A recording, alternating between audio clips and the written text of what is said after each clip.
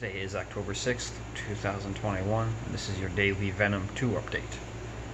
So today, I wanted to talk about the second major character introduced in the movie, and that is Shriek. I believe her real name is Frances Barrison, or the character's real name is Frances Barrison. Or Francine? It starts with an F. It's FB. I remember that much. But anyway, Shriek. Now, I'll be honest. This character didn't do much for me. We just didn't get enough, honestly, and it wasn't. We just weren't given enough, and she didn't really have much to do, and I don't know. I mean, she's not the third lead in the movie, but like she is in screen time. It's like I don't know, because if you look at it, it's like Tom Hardy, Michelle Williams, maybe Stephen Graham. He's Mulligan, I think. I'm not exactly sure how the credits go, but it's and Woody Harrelson, because I guess it's like the special thing, whatever.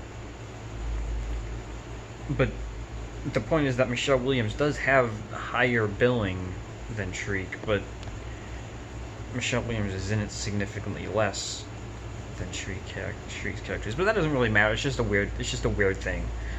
None of that really matters. They didn't give anything significant to the character for the character to do, for Shriek to do. It all feels like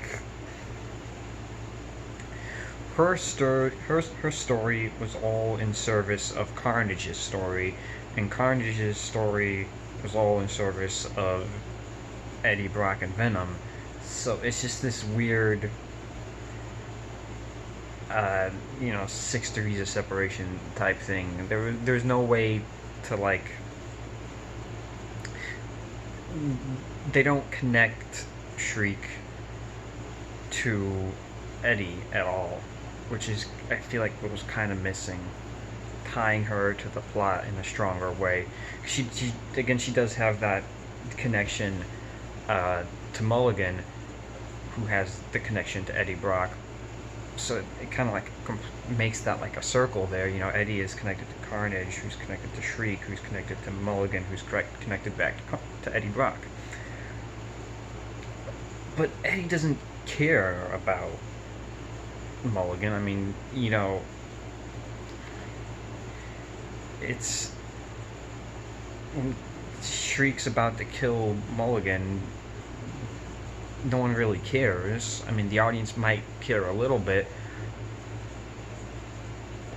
but it just seems like her character is just kind of setting up other things. Like, her character just exists to be in service of Carnage's story, while at the same time setting up Mulligan's story. So she doesn't really have her own story. I mean, is she even really bad? Because, yeah, she's hanging out with Cletus Cassidy, who is very deranged, but her herself, I mean, how bad is she? What has she done to... I don't know. It's nothing for me, but I will say that it's not a negative, in a way. Like,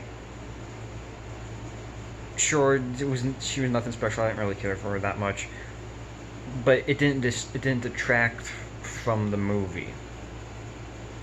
Like, if Carnage's story had suffered because of her, then it would have bothered me more. But she doesn't have a negative impact on the film, which is important. So I suppose I can say it's all good, it's all fine, but you know, it doesn't really matter in the long run. And is she dead?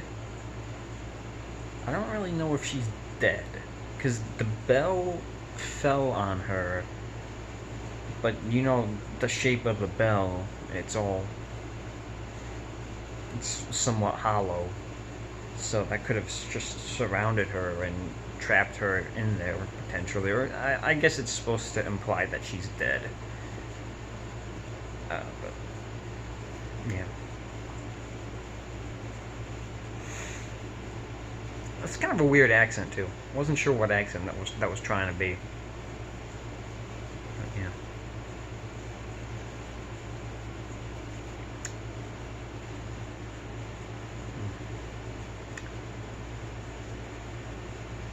I might watch that. I might watch it again this weekend.